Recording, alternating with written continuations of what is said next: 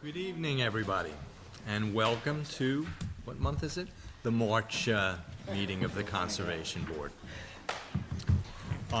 Cheryl, we're going to put off approving the minutes for brevity until after we get through the two applications, so please remind us to do that before we close out. And with that said, let's begin with the Garrison Golf Club.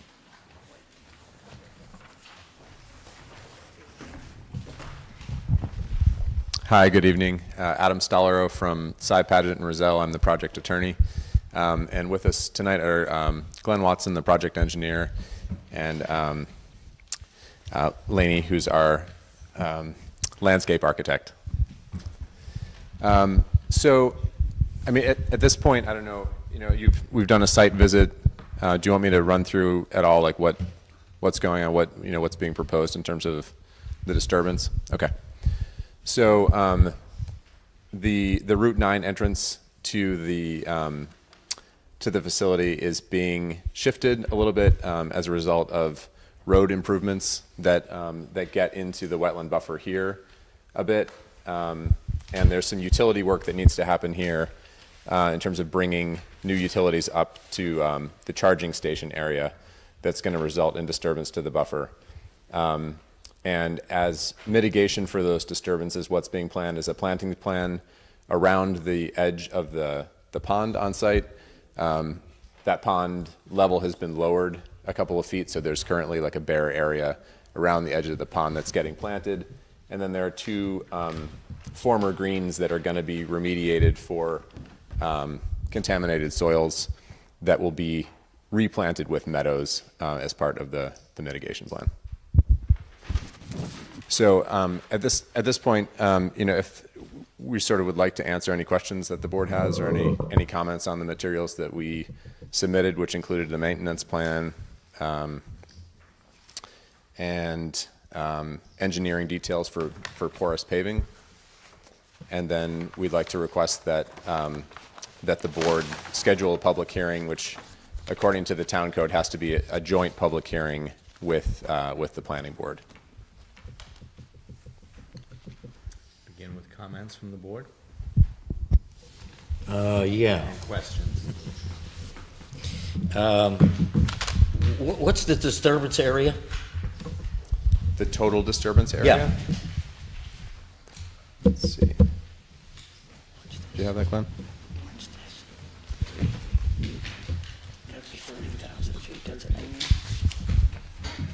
The total infrastructure disturbance, we've broken it down into two things. The area that would be needed for the project and the areas that are not technically needed for the project but are offered as remediation to counterbalance them or to replace them. So we have 17,090 square feet of disturbance that are necessary for the project.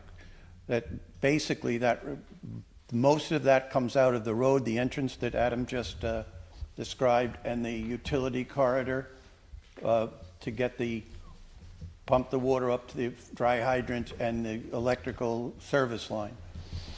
Then the second part of it was the mitigation effort, and that has to do with the planting the edge of the pond to reclaim part of that area and taking care of the two greens that have contaminated soil.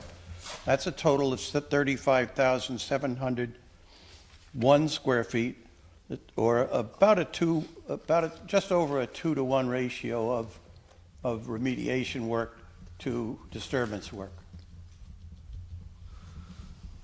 I want to get to the bottom of this. What really good purpose is remediation? I mean, after you destroy an area, what does that do for anything? Once that area is destroyed, and you're going to plant something over here to make it take up for the loss of... Not exactly. The two greens have been tested for soil, and because of the use of fertilizers, etc., for 50 years on it, those soils are going to be removed. and taken to a facility and treated at the facility. I don't know much about how that happens, but that, some of that information is in your package. So there is a distinct remedial purpose in removing that contaminated soil. Apart, and that's separate and apart from the project. The area around the pond, as you probably know, the pond had to be lowered about a couple of feet. I'd have to, 3 feet. I'd have to check the number to be certain. But that exposed that exposed the soil, and we've got a condition there where we need to plant it, and we need to make it look better, make it act better. I can't speak to the benefits of the wetlands so much. Perhaps Laney can do that, but those two things are not necessary for the project, and they will, first of all, remove the contaminated soils, which I explained before, and second, they will reclaim an area and make it more prone to what they call rewilding or going back to its natural state. And so those remediations are not they're not part of the damage that will be done to the ground when we rebuild the driveway at the entrance or put in those trenches. But those are also being remediated. That's why we separated it out, to show you that it wasn't just doing something and then undoing it. We're doing some damage during the process. We're going to undo that damage, and we're taking areas that don't necessarily have to be disturbed, and we're going to, which is twice as big, and we're going to reclaim those areas and improve them. Right, so the plantings that are planned for the, around the pond edge at the Conservation Board's request were designed to, not be just for good looks. The species that are being planned there around the edge of the pond are those designed to actually make the pond a more functional habitat for wetland species. And same for the, the removal of the soils at the greens. Those are going to be replanted with meadow grasses rather than, they're currently just basically just grown up golf greens. So, I better shut up. Say what's on your mind. So, you're gonna replace Mother Nature with a concept that looks like it's Mother Nature. Hardly. No, I'm not sure what you mean by Mother Nature. I mean, they were It's golf natural greens. like it is now, of course, and then you're gonna rip it up and then you're gonna replace it with something else. Well, it's correct? not natural. It was a golf green, so it's not. Yeah, but not that area. I'm not sure which area you're talking about. Well, you're the entrance I'm talking about mainly. We're not gonna get into the houses just yet, but it's the entrance we're talking about. What houses? Okay. There's no buildings planned in any sort of Not wetland. there, no. Not in a wetland buffer. No, oh no, I know that. Okay. Anyhow, elsewhere. Okay, go ahead. Carry on. Where's the soil being moved to? Do you know the company that's going to accept it? We don't have, we'll have to find a company that accepts soils that will be tested as they're removed. They need to be characterized. And so depending on the level of contaminants in the soils, we have some idea based on the soil testing we've done, but it'll be a licensed facility with, properly, basically the way they do it is to test, figure out what the contaminants are and find a facility the proper facility to accept them, and then everything is, characterized, and there are waste manifests that track the soils through the process to make sure that they're properly disposed of. Are you replacing the soils? Yes. Other questions, comments? I have some questions. Can you, why does the entrance need to be widened? The The entrance on 9, I should say. yes, there's a couple of things, several things that contribute to why it's at that particular location, and it's explained in the statement of support that we submitted. But basically, the geometry of the road is such that sight distance is optimized at that particular point, which is probably why it was there in the first place. Moving it to the south, towards the wetlands, about 10 feet, allows for a better intersection without harming the sight distance. Moving to the north, I'm sure you're familiar, but we have a little racetrack from the southbound traffic. We got a 2-lane uphill, one southbound traffic, 2 lanes. They get to about the top of the hill, and I've been there before, and people race to see who can get to that merge point. That merge point is already closer than we would like it to be to the entrance. So moving it to the north worsened that situation. That's a hazard, plain and simple. And we were out there with the traffic engineer that we hired. We were out there with several representatives of the DOT, and mutually came to the agreement that what we're proposing provides the safest and best solution that's available on Route 9. Yeah, I'm glad you talk about the merging lane and how fast, because I've spoken out about the opposite direction, the northbound lane, where they're speeding and they get to the top of this hill, and now they're careening down where you all want to put a traffic light. And we know that the average speed is 60 according to your traffic study, but we're not here to talk traffic. But so I can understand and appreciate that we probably shouldn't have something so close like that. But what do you consider the main entrance of this complex? Is it the Snake Hill or Route 9? Route 9. And will it have a light eventually? 2 lights, a traffic light for left turning maybe, or a light saying, hello, welcome to the Shakespeare Festival, a lighted sign? No, it will not have a light. There will be a light at the intersection of Phillips Brook Road, or Snake Hill Road, I guess it's called now, and Travis Corners Road and Route 9. And that, there's a thing called warrants. Does it warrant putting up a traffic light? Does the traffic, and I'm not an expert in it, but I've learned a lot from Mr. Canning, who is the traffic engineer. There's a criteria for whether you're allowed to put up a traffic light. That intersection meets that criteria. The traffic that will be generated at the entrance primarily during the exits of the theater, and it doesn't reach that warrant, but there will be traffic control people who will help there.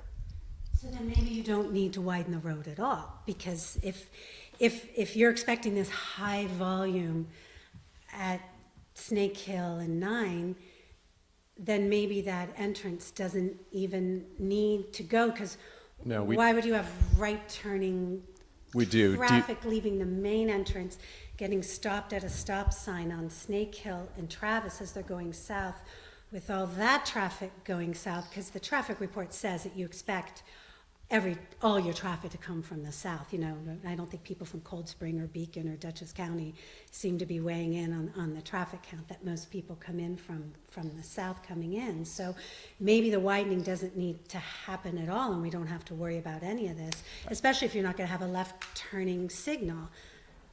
I would love it if you want to write DOT and urge them not to make us do this, but the short answer is we need to do this because DOT says we have to do it. So at this point, we've chosen the option that interferes with this stream the least. So they're saying you have to widen the entrance. Yes. DOT is saying, and why is that? For safety reasons, as Glenn explained. But people aren't. If the site is coming, if it's for people to inch out into Route 9 to go left, then why to the south? I don't understand, because it doesn't, you could still go out and see left. It just doesn't make sense that you would, since you're worried about the site coming from the north, it just seems to me that you don't need to go into a wetland buffer, because the site is, the problem is with going north, not Again, going this south. is the best solution that we've been able to negotiate with DOT at this point, and it's not, there's nothing that we could change at this point that wouldn't be more impactful to the wetland. Okay, now, in this report, this one, this was part of the packet that, I don't know what this is called, the secret finding. And it says that in phase 2, well, the internal site circulation roadway that enters, this is on page 9, that enters site from Route 9 will be relocated in phase 2 toward the north to provide access to future artists and guests, lodgings, blah, blah, blah. The existing and future internal roadways access from Route 9 will continue to serve the existing banquet hall, restaurant, and inn. So what is so what are you changing in the pathway when they come in on north? What's happening in phase 2 that changes this entrance? Hi, I'm Lainey McKinnon. I have met some of you before. It's nice to see the rest of you. So one of the things that with this internal road network that we're looking to do in phase 2 as an implementation is that at this road that's coming in now during the phase 1 where we're widening it, that outside the wetland buffer, we would then be turning the road to circulate outside and around so that and they would end up connecting back to this existing road so that the internal site becomes a larger opportunity for open space or park so that we're not cutting off access to open space in the site with a road down the middle. Okay, and you're keeping the The same trees are one, staying here. and you're adding the other. The road itself in phase 2, the plan is, it's not approved yet, but the plan is that the road itself goes away. The trees stay where they are. It becomes a walking path. It becomes something that is not driven by cars. A car that comes off of Route 9 and turns in would come down here, would loosely where my finger goes, you would come around the site, you would connect back here where you can see the new road coming in, and you'd be able to turn to go down to the restaurant, or you'd be able to come this direction. So we're really creating a big contiguous walkable area in the middle of the site. So after that red rectangle where it goes down, Yes. that's being, and then, so will you, so when so you're going to widen the road, are you going to use the porous pavement there and then all around and then down to the parking lot? Will all the internal roads be the porous pavement? Because obviously you're widening the road, so you're going to have to pave that. So the road here, and Glenn, please tell me I'm wrong, but the road for the DOT cannot be porous pavement. They don't allow it. The road that we are proposing here is porous pavement. Yes, it's porous asphalt. Okay, and so what about the new road in phase 2? Is that porous? We haven't gotten that far, but yes, our intention would be that we would continue with porous pavements. I think the ethos of the site about encouraging permeability, restoring these lands would lean us that way, and we just aren't at that stage to answer it specific So yes what's or that no. like when porous pavement meets regular, I know there's 2 types. There's porous asphalt Yeah. and porous concrete. Which one will you be using? Porous asphalt so that you won't notice the joint. Because then, you don't have to go to Right. Portland to get your concrete Right, material. exactly. And so the joint between the porous, that's going to be the majority, and our part that's required by DOT to be not porous, you're not going to notice it. It's not going to turn like a black asphalt to a concrete driveway type of thing.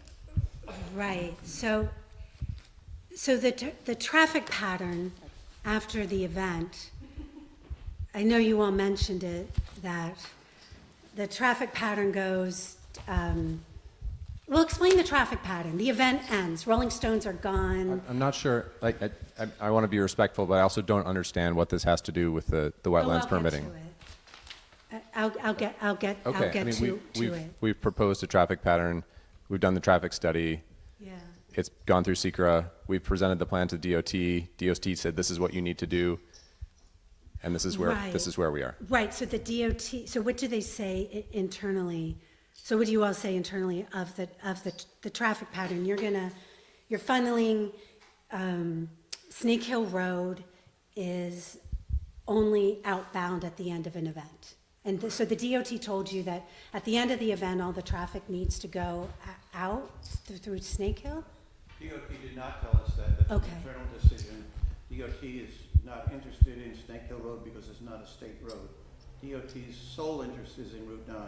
Okay, so you're gonna have, so all outgoing traffic is gonna go to Route 9 via Snake Hill. You're gonna make that one way Some of the traffic. after.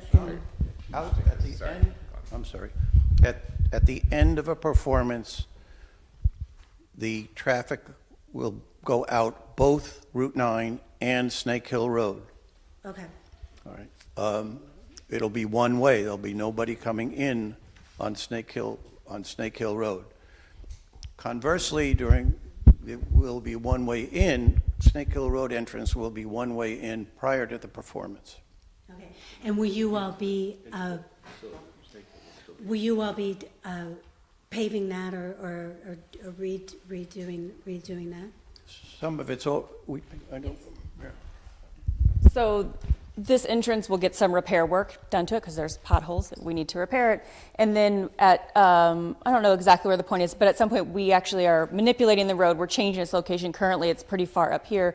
We're manipulating the location so you have a road that goes out here, so it'll all be new and newly paved. Yeah. That's the porous asphalt that we were talking about. And that's the porous asphalt Yes. too, going into the thing. Okay, and what material are you using for the parking lot? Gravel Gravel. for the parking lot? Yes. Okay. And who is going to put in the porous pavement? Who is? Our contractor will issue bids and they'll go through a construction contracting process. So we do not select that person. You don't? So No. who does? That's the developer decides it ultimately? The contractor The that is hired by By the entity. developer. Yeah, Developer as hires it would be, yeah. Contractor does all that, okay. And so I would love to talk to that person about the porous pavement, about how it will be installed and how porous pavement will be maintained, and who's going to inspect the porous pavement as it's being installed. I think those are very important questions, because I can't ask you all about the maintenance of it, because the person's not here. And the reason why is, according to the EPA, porous pavement fails 75% of the time. And it doesn't, and here's my document. It doesn't necessarily absorb all the bad items. You know, it's supposed to absorb bad chemicals and such. So our stormwater and our lakes and streams are clear of it, but it doesn't. It doesn't absorb the nitrates and certain things. So we know that you can't put porous pavement close to groundwater because it could still contaminate the groundwater. So that's why I'm asking. And all we did these work very hard to make sure that our road was outside of the wetland buffer and setback. So we are, we were mindful of that, and we did, to the best of our ability, pull it back to allow for opportunity. That's great. I'm just saying that the EPA says it we fails. readily And hear I you. think We it's understand really it's a important maintenance to process. talk to whoever is doing this to see if they've done it before. Because part of the 75% of the failure is people that have never done it before. And it's not done properly. Because it's a big system, and it's a costly system, and there are do's and don'ts to it. So just because someone can pave doesn't mean they know how to operate. We require installation experience and course. totally agree with you. So yes, Yeah, we're not so- going to hire someone that doesn't know how to do it. And so there's a pre-treatment that's in the guidelines and criteria that you have to have a 25-foot wide vegetation filter strip around the perimeter where it is. So I would like to know if that 20, now I don't know, so, you know, maybe our wetland inspector or someone else Can I could see. redirect this for a moment? I don't mean to cut you off, Madeline. I mean, I think many of your points are very, very valid. What we're here for tonight is essentially, are we ready, and I'll go into a little bit of detail in a moment, but are we at a point where we're comfortable having a public hearing on this with the planning board, because it's both boards that will issue the wetland permit in this case.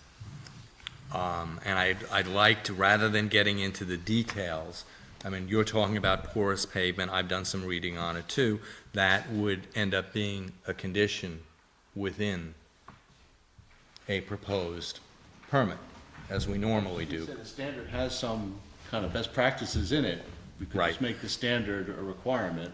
I mean, ASTM is a, standard body, so like if they have mitigations in there, that should be followed by the contractor, and that should be written into the contract. It's just Absolutely. straightforward. So what I'd like to get everybody's, thoughts on is let's really try to focus now on what we're not seeing, that we, what conditions, what ideas we're not seeing, or maybe we're seeing all of them, so we can say, yeah, we're ready to have a public hearing in short order, or no, we're not, because we're missing the following materials. I mean, realize that we're looking at something very, very technical now. We're not looking at the entire plan for the Hudson Valley Shakespeare Festival. We're looking at specific changes to wetlands, and that's what we need to focus on. Is it valid to ask, okay, what's going to happen in later phases, or is this going to be changed so that we've given a wetlands permit, but all of a sudden there's going to be I'm just giving an example, another entrance? Yes, that's fair to ask, because, CEQA really wants to have an entire plan laid out in the beginning, but I'd like everybody to just focus on that. So whatever questions, concerns there are, what material do we think is missing? Or maybe there isn't anything missing. I feel like at our last meeting, we agreed to do a joint meeting with the planning board, didn't we? We actually had one scheduled. Yes, Okay, but it was so- scheduled ahead of time without input from Okay. us. Okay. So, I mean, I know that we had mentioned this the last time, and I had discussions with Glenn. Some of the questions, and I believe you had them as well, Max, is we didn't really see a methodology for plant selection. For restoring the wetlands. We talked about having a maintenance plan over 5 years, or a project like this might require it longer. And within that maintenance plan, and we do this all the time with mitigations, what's going to be our factor for success or failure, and if is there failure, doesn't mean the whole thing fails, what's the remediation that's done to correct it? And in this case, we're dealing with a golf course, which grass in itself is an invasive species. I think we were sort of expecting that there would be a preliminary plan also on how are we managing the invasive species over time. So, I don't know if anybody has anything else, but those are the things that I wanted to see, which we haven't. And there are, two ways to approach this. We go through all these different conditions at a public hearing. I was very frank with Glenn, and I said, if we were the planning board and we were doing a site plan, I think that would be fine to get a tremendous amount of input. But I said the more we can have an order beforehand, because what we're dealing with is very, very technical. It's a project that is, I don't want to use the word controversial, but maybe I have to. And I was sort of hoping that we had a lot of this answered beforehand, so the public hearing because I know that between Neil Zuckerman and myself, we're gonna have a handful, keeping everybody directed on, this is just really a very technical aspect of what needs to be done there. So what I don't mean to cut you off, so what I'd like the board to think about is, are we at a point, and I'm sure there's gonna be other comments, and I know you wanna say something, that we're ready to say, yes, let's have a public hearing, or is there additional information we'd like to have beforehand? I agree with Andy that, I think last time we were here, we didn't have a planting plan or a maintenance plan. And I thought that was gonna get brought to us, like Andy was saying. We haven't seen any, like, there was plant selection and everything that we were gonna go over, if it was gonna work in that area or not work, you know, through, like, Max's experience, like, yes, that's a native plant, but it doesn't grow good here. So I would like to see that before we go any further. Okay, we did submit that plan the first week of February. You should have that. Yeah, I think the comments that we provided during that period of time are really just about ensuring the management and maintenance of those areas into the future and protecting that investment into some level of perpetuity. Right. I think to speak to Andy's point about either bringing this to a public hearing, as your application currently stands with the materials submitted, or getting your application as strong as it can be by having these discussions with the board, and listening to the comments specifically set forth, I think, at that February meeting, and then whatever is brought up here tonight.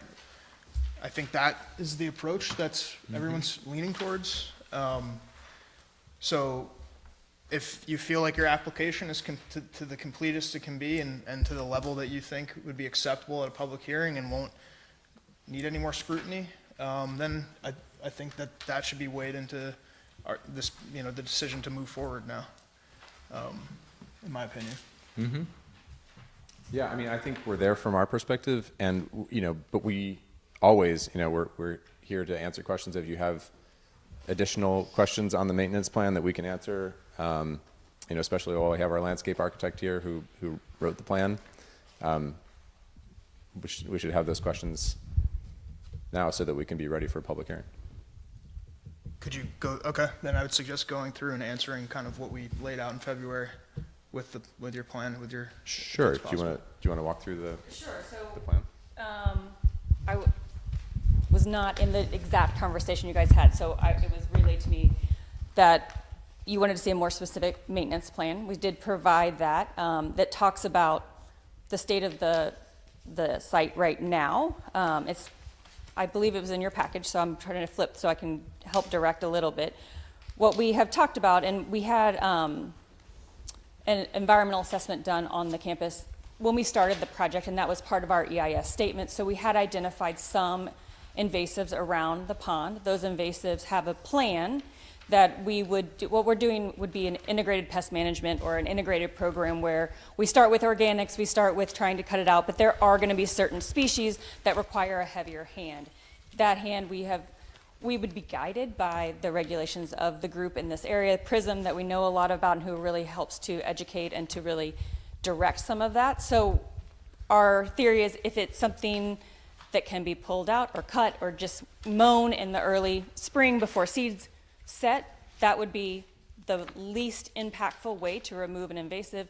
If it's something that's a little bit tougher and might need a spot of a chemical treatment on a cut stem, we would go with that. The goal would be to, in our zone, to start to eradicate and manage those very well. We also talked about our proposed planting and how often everything gets maintained. These are similar to the rest of the maintenance program that is set forth as part of the EIS document. And looks at the larger site. So we're following the same maintenance regulations and strategies that are employed on that larger campus. On the second page of the maintenance plan, you can see, I won't read all of it to you, but it walks through. Just cut you Sure. from off? I don't remember ever seeing a maintenance plan. It was submitted in our last document that got us to this.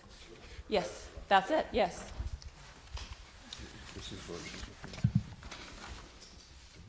No wonder y'all were all looking so furiously at it. I apologize that I didn't realize you didn't have it in front of you. what's in this document? You were special this time?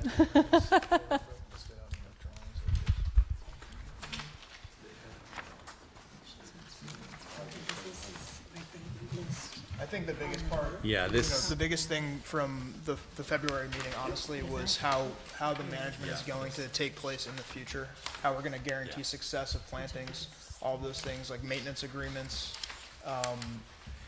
any sort of chemical treatment, in the buffer areas will need a permit from us, so that needs to be spelled out. Okay. Like, if you're applying for that now, that's something that needs to be actually spelled out as part of your permit application. If that is included in your restoration plan and maintenance plan, like, those are items that we need to have a full understanding of, not just like an allusion to in a yeah, I mean, I don't mean to be, right. Every I- plant and every strategy. Yeah, I don't mean to be disrespectful, but yes, this I looked at and I did not see it as a quote-unquote maintenance plan. It was, to me, a 50,000-foot view rather than laying out, what you would, a generalized view of what you would do. And this is really, I'm just grabbing a sentence. The applicant intends to follow an integrated pest management strategy for the horticultural elements of the site. In that paragraph, it's nothing specific. It's just broad strokes. especially if this is gonna be used as a mitigation for an impact, Okay. So that would be helpful for us Okay. to fully evaluate the application. Sure. If you have examples of plans that you've, think provide sufficient detail on past projects, that would be very helpful to share with us, and we can certainly, work on submitting that over the next few weeks. One suggestion or question I have is, I was reading the vegetation assessment and determining success of the plantings, but you don't go into what happens if it's unsuccessful, right? So you do have three sort of criteria by which you assess success. Right. But we need follow-up if in fact reductions in visible bare ground are not taking place, or decreasing instances of invasive species are actually increasing, Okay. or things like that, I'd say. Okay. In this thing, does it matter on the property where the chipped or piled? Well, I was just wondering, with Max, I know on the plan you say that you're gonna chip and store the invasive species someplace on the property. Does it matter where it is? I mean, is that, I don't know, from a regulatory standpoint, if it's outside of the buffer, no. I mean, from an ecological standpoint, potentially, it could have an impact by, not disposing of them completely, where you're getting rid of the plants off-site. A different hat I would have to wear. okay, I wasn't sure if it's something that we wanna have them talk about, but, because they don't say, I wasn't sure. Okay.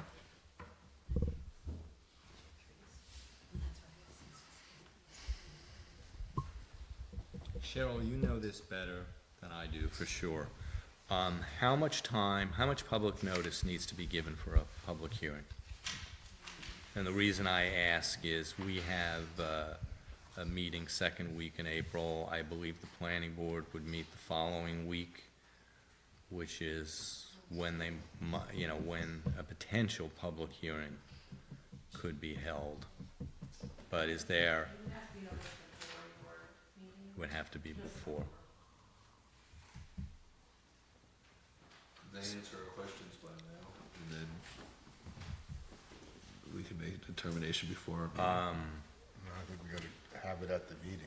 Yeah, I mean, they can send us material anytime they want, but in terms of, the open meeting laws in New York State, we really can't discuss it without being in a group meeting. I mean, there's nothing that would preclude them from submitting materials to that public hearing. No, not at all. Not at all. And if we have the public hearing after your meeting, then, let's say the timeline is we submit, a revised maintenance plan and answer some of the questions that came up tonight. You'll have an opportunity to look at that before your next meeting. If we schedule the public hearing now for further in April, when the planning board is meeting again, then, I mean, that seems like a good timeline to me. Thoughts? Stormwater basins designed, or does that wait till the public hearing? I mean, You can, are we to you not can ask any more about, questions? you can ask that right now. Okay. May I ask you a quick question? The stormwater basin, you know, where you capture all the stormwater by the parking lot, is that lined? What happens to it? So it fills up with stormwater. Is it lined? Is it piped in? How does that work? I'd have to look at the, sorry, I didn't, Which basin are you talking about?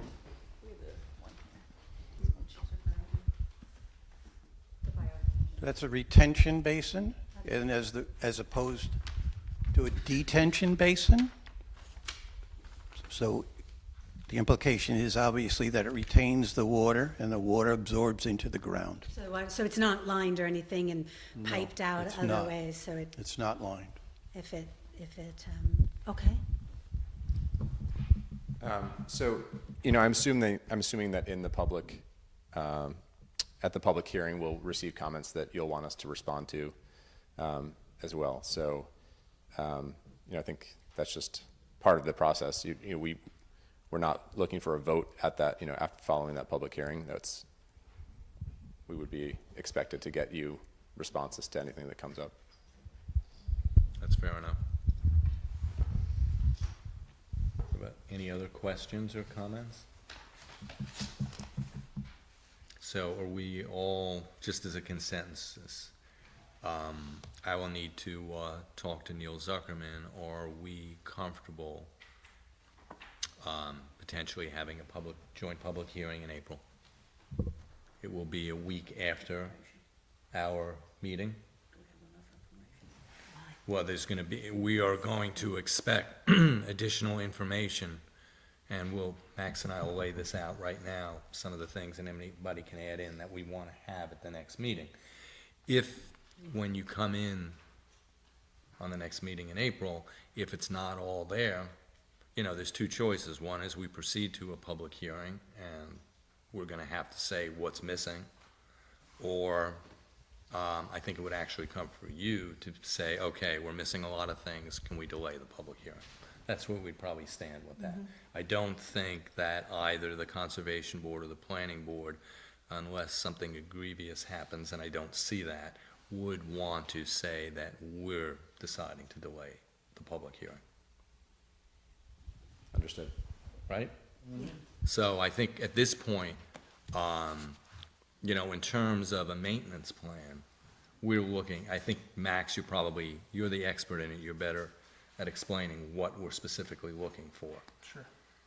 Yeah, I mean, we can go back and forth with a few examples of some of the pretty spelled out, like invasive species management plans that we've received, even for smaller residential projects. Can I ask a clarification question? Yeah.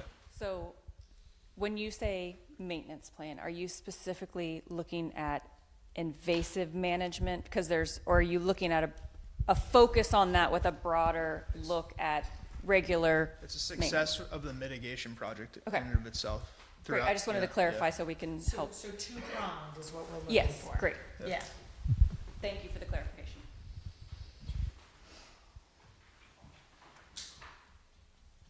And we've monitored for like 5 years in the past, right? So it would include a monitoring program as well, like survival rates, and, I mean, you have those examples. Yeah. Yeah, what we've proposed is a 5-year plan. Well, I think it should be longer. We can discuss that. I mean, yeah, we can definitely. So we can discuss that at the next meeting. Because this is a bigger project, it might be incumbent to have a longer plan.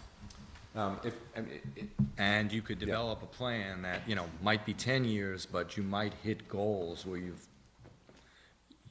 in 5 years, you've pretty much re-habitated the area. Yeah. And that all of a sudden, it might not be necessary to have as strict a plan thereafter. Laney can talk to this more, but basically at the 5-year point, we believe that we will be able to tell whether it's been a success, and that adding an additional 2 years for these, do you want to talk to this, Laney? adding an additional 2 years does not necessarily get us additional guarantee of success. He's gonna be a landscape architect. Any other comments, questions from the board or from?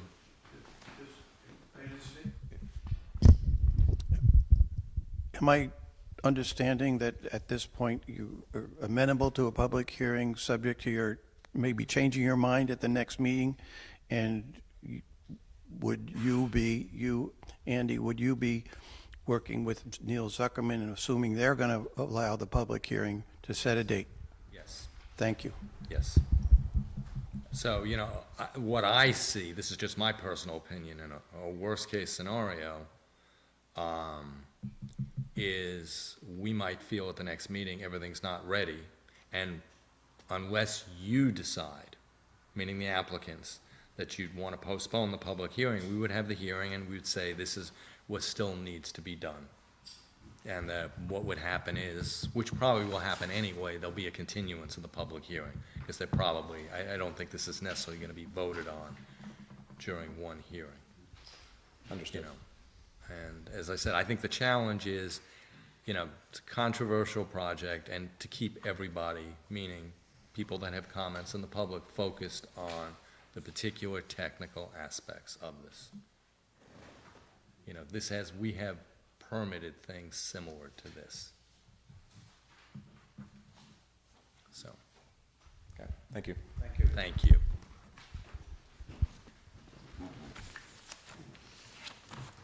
And, so we're going to South Mountain Pass, right? Okay. I appreciate Mr. Schwartz and Ms. Harrington-Knopf being patient with us for 20 South Mountain Pass, Spur.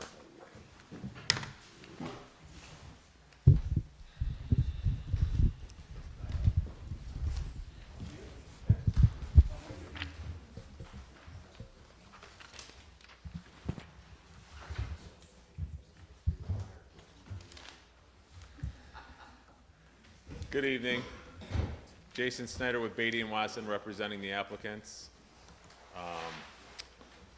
Since the last, Jake and Jenny, since the last meeting, which was, I believe, in January, we have provided some detailed topo and survey information, trees, grading, in greater detail in the development area. We've shown the layout of the proposed additions, and we provided a existing conditions and demolition plan, so that should be more clear as to what's going on there. We've provided some stormwater runoff mitigation for both existing driveway areas and existing roof leader and gutter drain discharges for mitigation of existing as well as proposed in the form of some rain gardens, filter strips, stormwater planters, and some velocity dissipators for the I mean, these are basically filtering practices. And we've also finalized the septic design with the health department. It's still under review. I was hoping to hear back from Dylan about at what stage he's at with this approval. I have been working with Joe Paravati, which is ultimately going to be up to him because Dylan is going to go through him to finalize the approval. But generally, this is what Joe and I have talked about as far as the septic system goes. So, I mean, are there any questions about the details and of the stormwater and kind of the construction sequence that we proposed?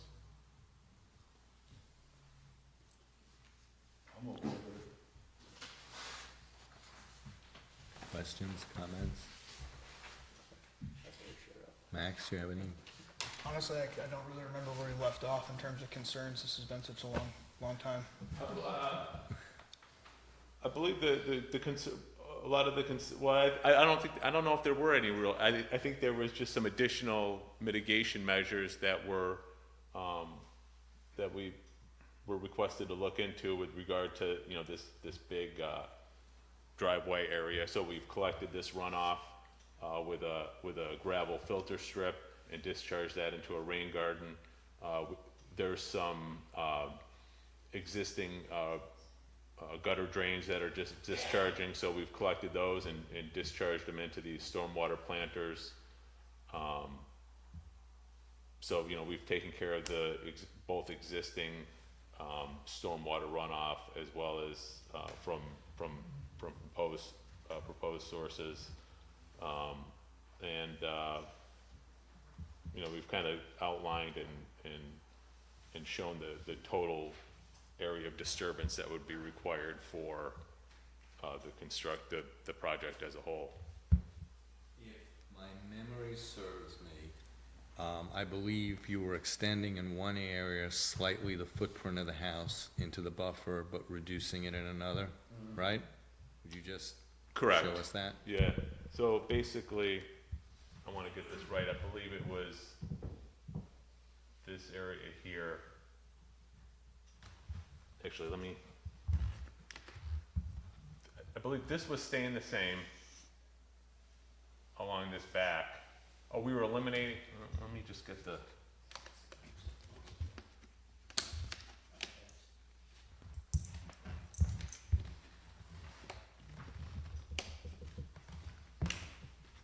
Sorry.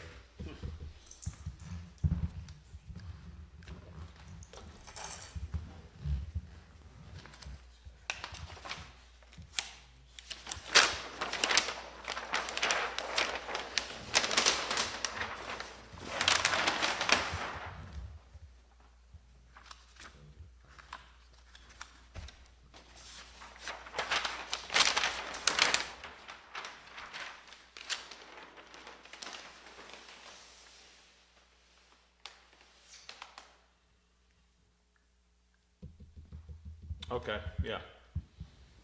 So along the back, so we were eliminating this patio, which is like a bluestone slate. We're eliminating that, and then we're eliminating that from the back, and then we're getting it closer along this edge. So what were the dimension? How much, what was it, 6 feet that you were extending outward on the structure?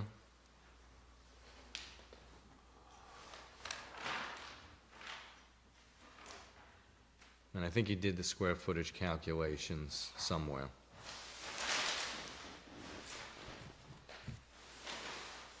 So do you have those exact dimensions?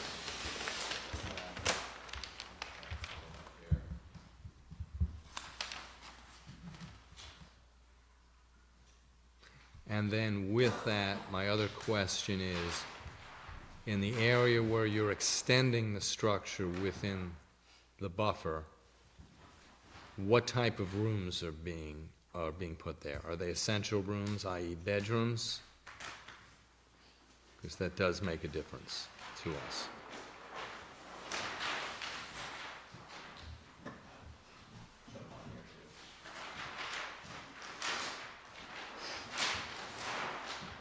Hi, I'm Evan, the architect. I just looked, it's 3 feet in that dimension. Okay. And yeah, the clients are looking to add extra bedrooms for kids, because the main house only has 1 bedroom in it. Even though the property kind of sprawls, the main house where the kitchen is just a single bedroom.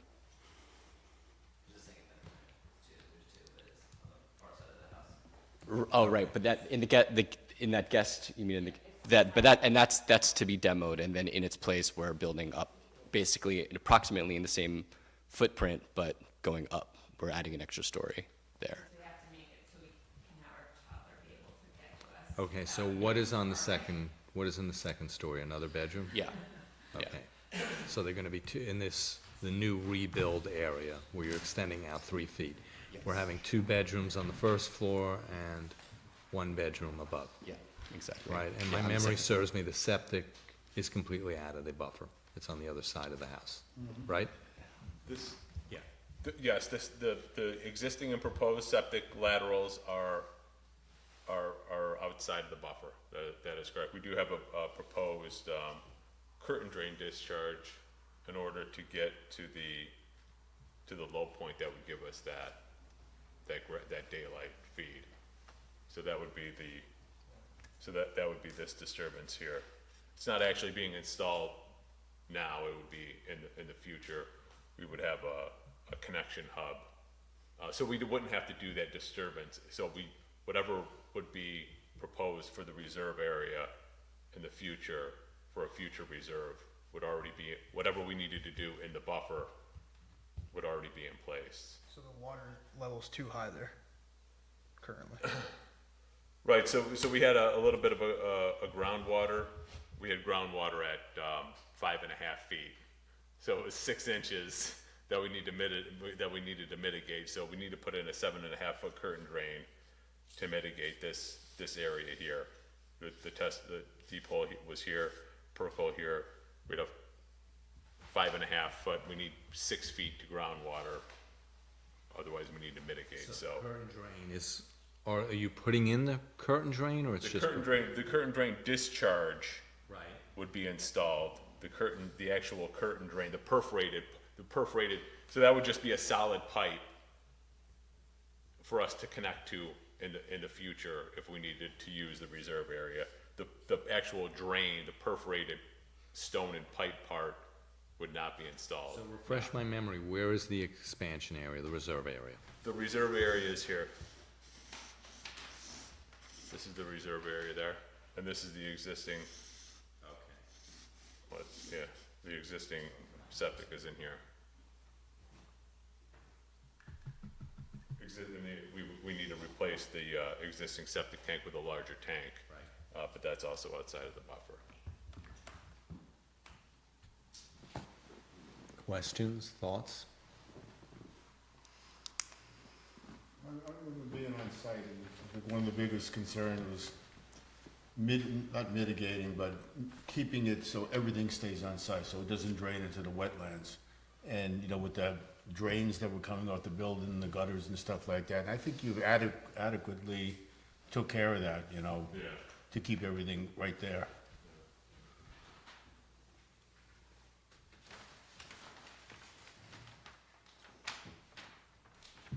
Are we comfortable with voting on a permit and beforehand coming up with conditions within it?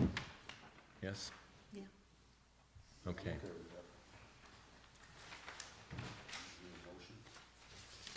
I think we need conditions I first, think let's right? put conditions in first. Obviously, health department approval. Max, I think you could work with them with looking at the construction narrative, the protection of the buffer, because where the house is built now, like a lot of Frank's houses, it's it's well in. Well, in the wetlands. Yeah, and I believe, and I think it was just brought up, I believe that there were additional stormwater runoff from the building that was gonna be put in, going away from the wetland. True? You're talking about the stormwater collection at the proposed? Yeah. Yeah. Going into, it's, I guess, the top of the drawing, right? Yeah. There and there, Right, where you're draining it to. Well, they're within they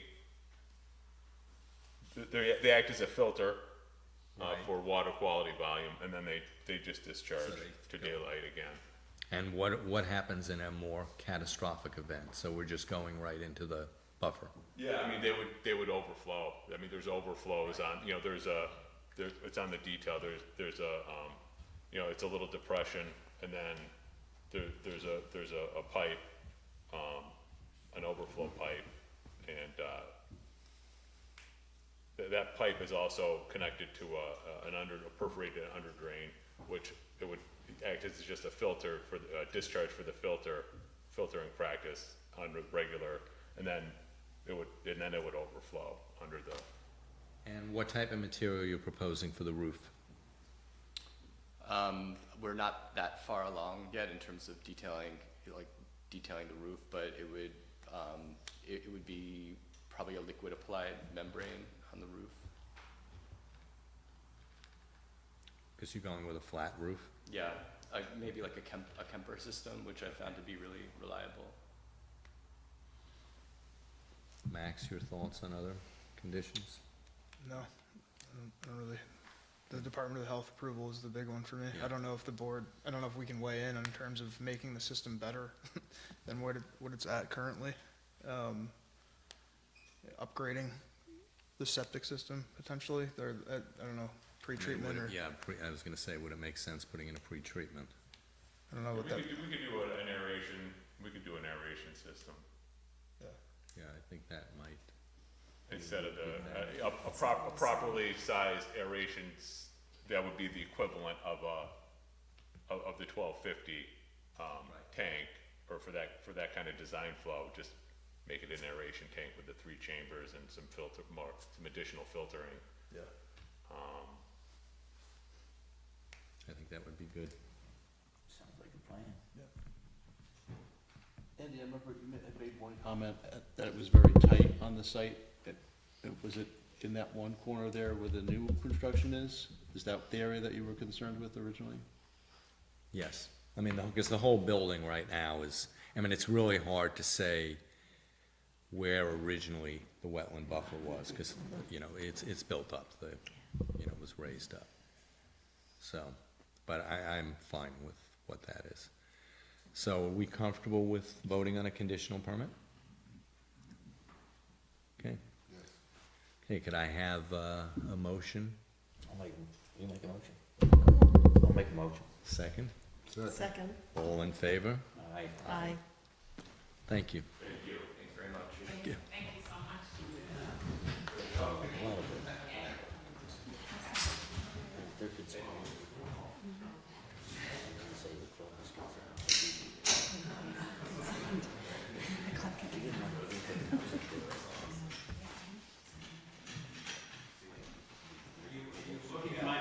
Yeah, do you want to talk to us? Just the facilitator. I want you to let anybody know. I'm not going to go. You're going to go right up here.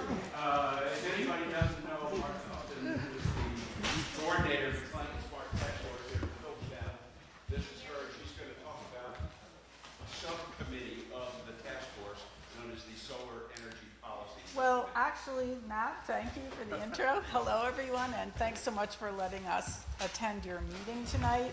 I'm actually going to tell you a little bit about the task force in general, and Jason here is going to fill you in on the work we've been doing around a municipal solar policy. So, the Climate Smart Communities is a New York State program that helps local communities take action to reduce greenhouse gas emissions and adapt to the changing climate. The program offers grants, rebates, and free technical assistance to municipalities for clean energy projects, and there are currently over 400 climate smart communities in the state. Philipstown has been a climate smart community since 2017. We are bronze certified, which means we're an advanced community in the eyes of NYSERDA, based on the climate actions we've taken so far, and this qualifies us for a lot of funding opportunities. Our first coordinator was Roberto Muller, followed by Crystal Ford, who I know many of you know or worked with, and I took over from Crystal in 2022.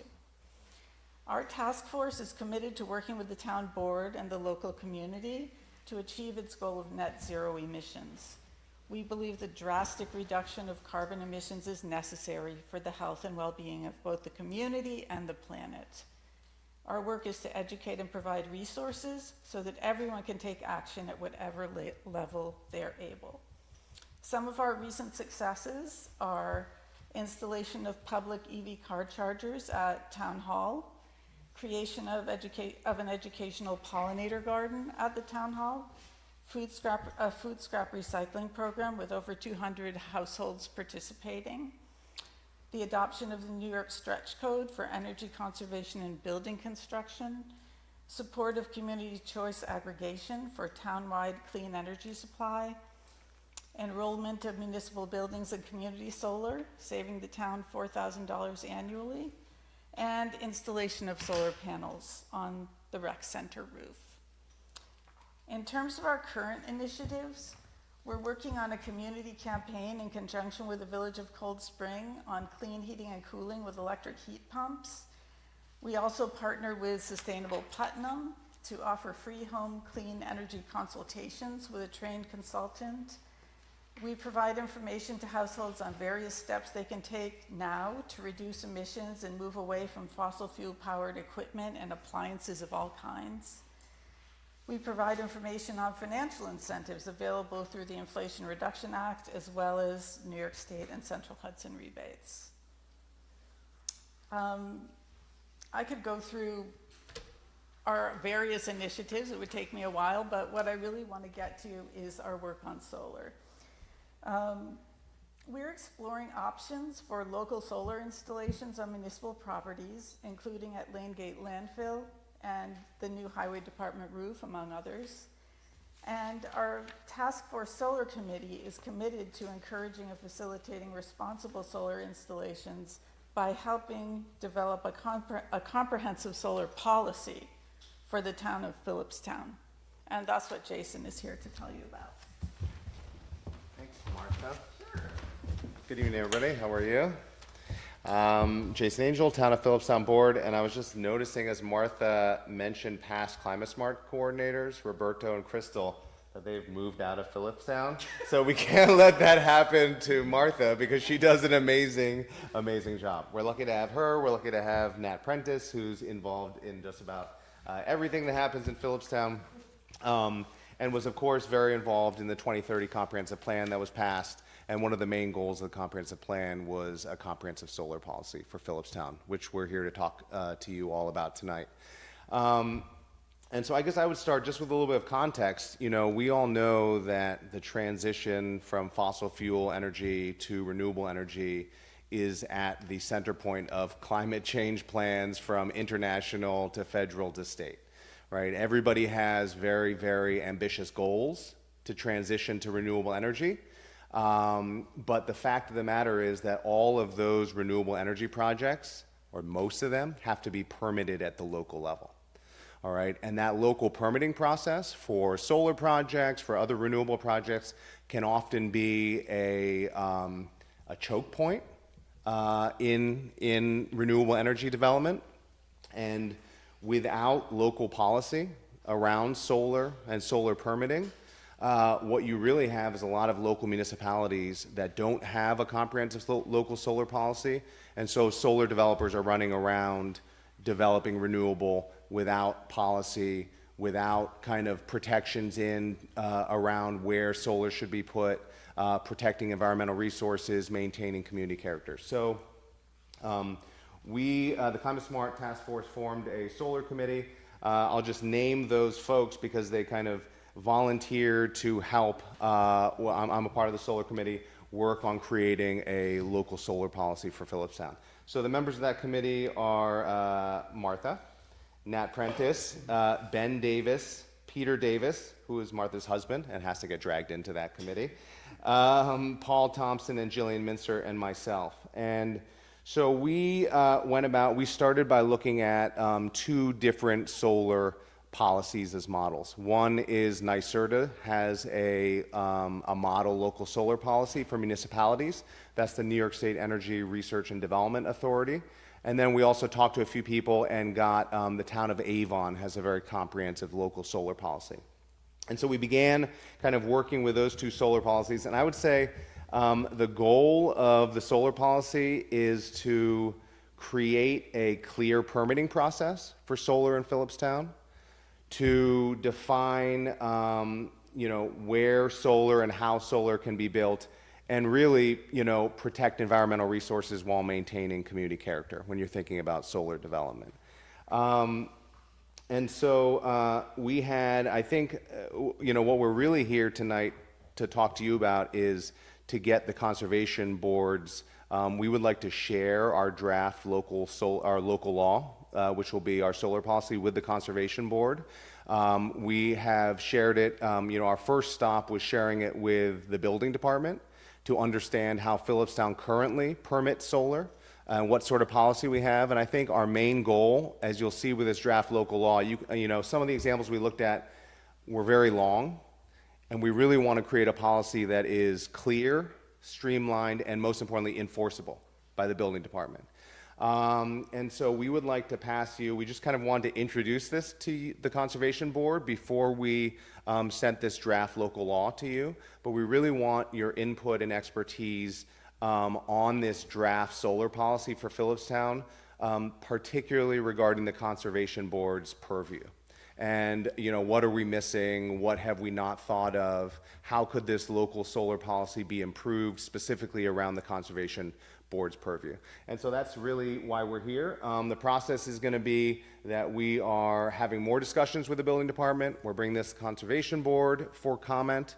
We're bringing it to the planning board for comment, and then hopefully in April or May, it will come before the town board for comment, discussion, and hopefully approval within May or June, where we'll have a new local comprehensive solar policy for Philipstown. So you're going to present or send to us a draft? Yes. Ordinance, a chapter? Yes, so we will follow up this meeting.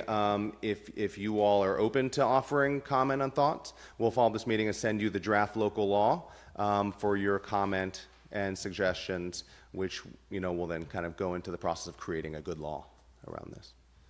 One of the concerns I have Yeah. is I've been doing some research on what happens to these lithium batteries and the solar components and all that stuff. There's no place to bring that stuff when it's reached its life expectancy. And like I had a job where someone said, I just want to get rid of these panels. You can't take them anywhere. And so they end up getting put wherever. Now, I'm not sure how that would work into what you guys are doing, but the waste part of it, that needs to be addressed. Because evidently there's places, where they just got piles of these things that they don't know what to do with. And the same thing with the batteries, and they can be pretty nasty. Yeah. And they have an environmental footprint themselves. There's been a lot gone into creating them. Yeah, so that's just my input, if that could, if there's any way that could be worked in there. That question is exactly the reason why we're bringing it to so many people who think about these things, care about the environment. I mean, just the short answer would be that in the draft local laws, you'll see, and this kind of Philipstown follows what Philipstown already does, we break solar into two categories. What residents would do in terms of solar development, where they'll use the energy for themselves as one class, and that's currently treated by Philipstown as an accessory use right, which I don't think many people know. But the second class is any solar development where the energy produced is sold commercially, which brings it into another category. And Tony, in that point, we've incorporated what a lot of communities are doing, a decommissioning plan and bond for those sorts of larger systems that requires the builder to decommission them and deal with them. But I don't think we have that covered in the residential side, so that's something to think about. Yeah, it's a good point. When these things go, there's literally no place to take them. What people are doing is they're sneaking them in. They're breaking them up and putting them in with the regular landfill, which is like not cool. No. It sounds like a good business to recycle solar panels into next generation solar panels. Yeah. They weren't designed that way, though. They're not very recyclable due to the polymers that are used and the components in there. Unfortunately, that design for recycling is only starting to become popular. Even though I don't see Philipstown as being a big candidate for commercial solar because of land prices and topography, has thought been given, if it were to be permitted in a spot, in terms of habitat mitigation?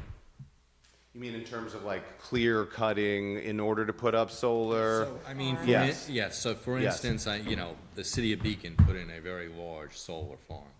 and I'm not an expert on it, but what I've read more in terms of more balanced solar farms, this is, what they have is not good. There are ways to allow areas for different plants and animals to survive within it by spacing. Yeah.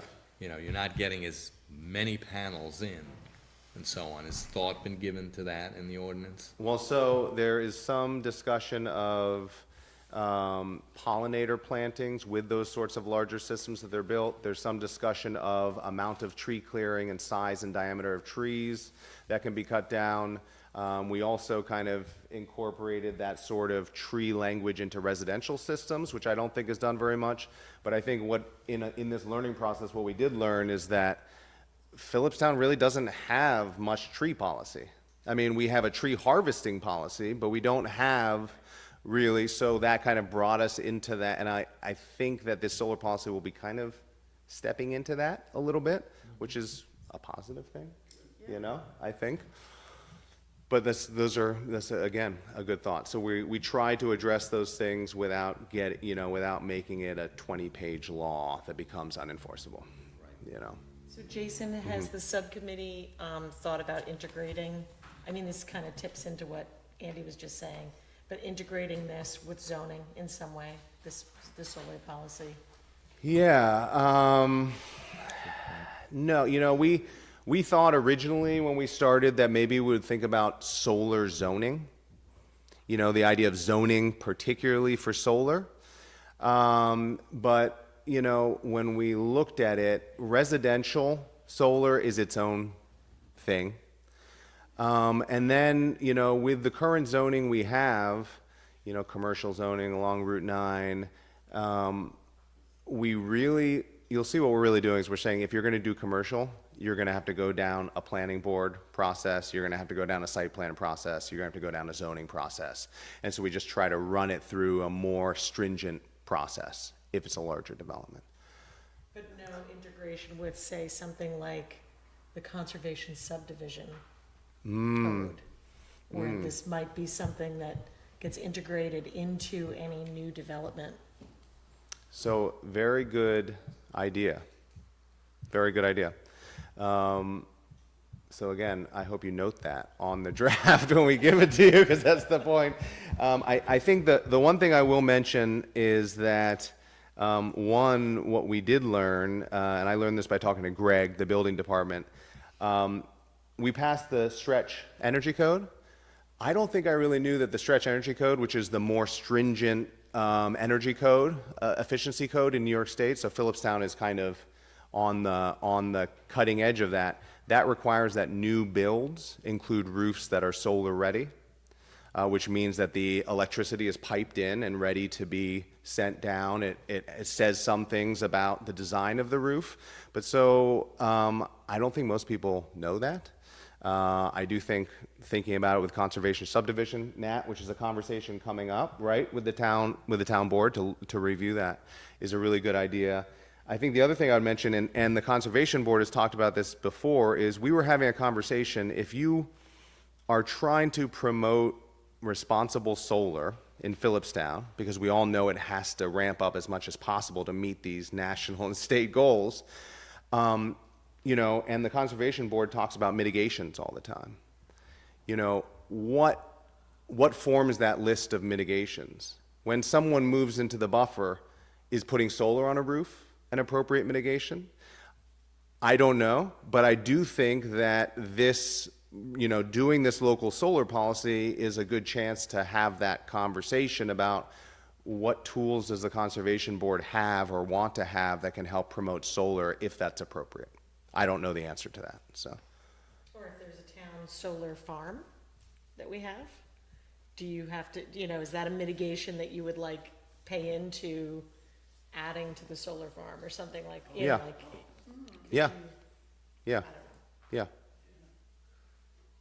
Scott? One of the things I've seen is the solar, I'm all down with that and everything. Yeah. But a lot of what times they'll say, okay, we can put these panels here, but you gotta cut those trees over there. Yeah. So the balance of, to get them to work efficiently, then those trees gotta be cut. Like I'm on the tree board in the village. Yeah. and one guy put them on his roof, but then the trees were coming up and shading them, and he wanted to cut those trees.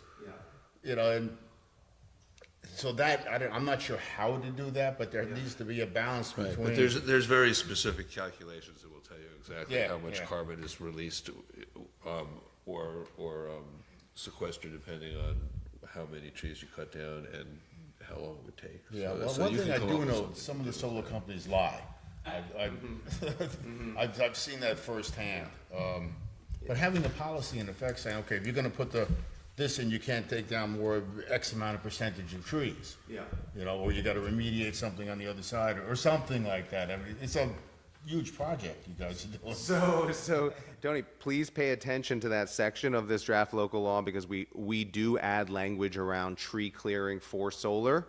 I think we fall back on, kind of gray language like, you know, I can't remember what is. It's more suggestion as Yeah. opposed to policy at this point. That's why we need your input, because we want it to be regulation, not suggestion. Do you Yeah. run into problems with defining residential when people are selling excess power back to the grid?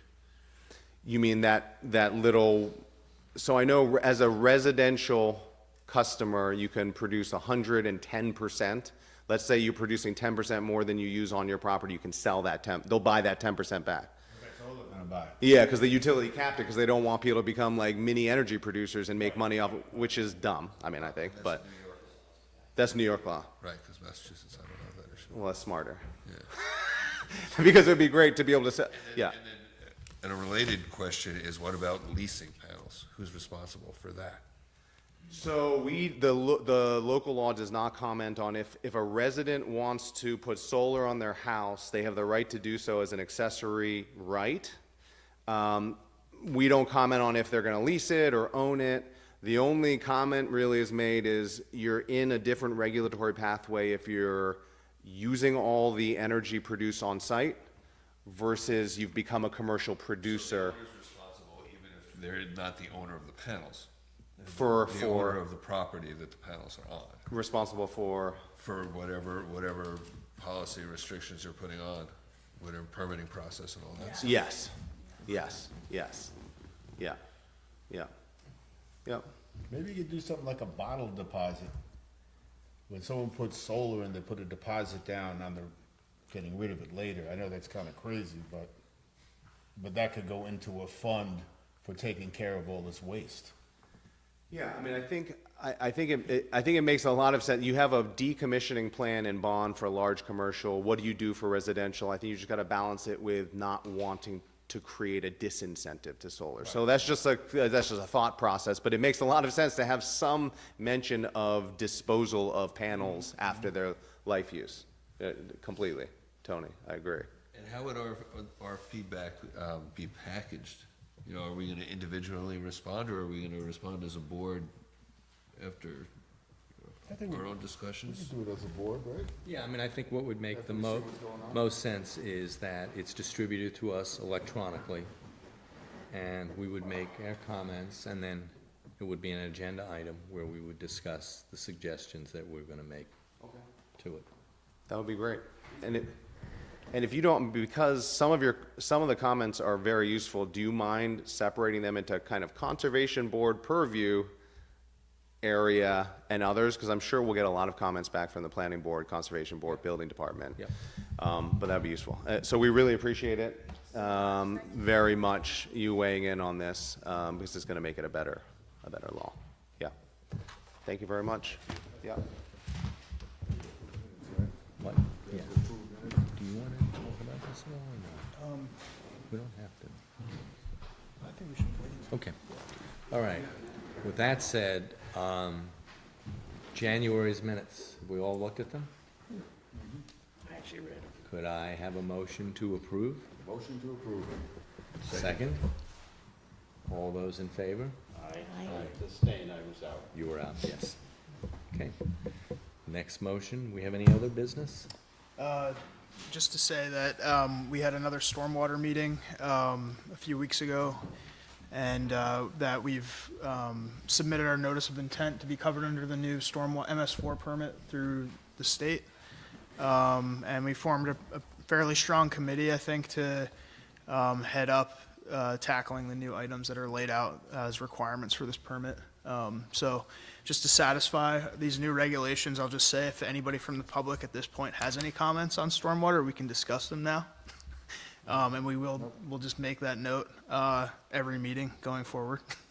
But yeah, more to come on that. Stormwater, there's a lot of it. Yes, there is. I guess I missed Saturday's storm. I was away. Another 3 inches, I hear. Oh, yeah.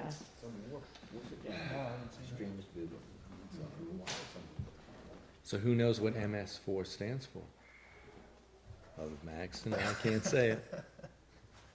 I don't know if this should go on the record. Should we end the meeting? Yes. With that, can I have a motion to adjourn the meeting? Second. All in favor? Aye. And now we can have the contest.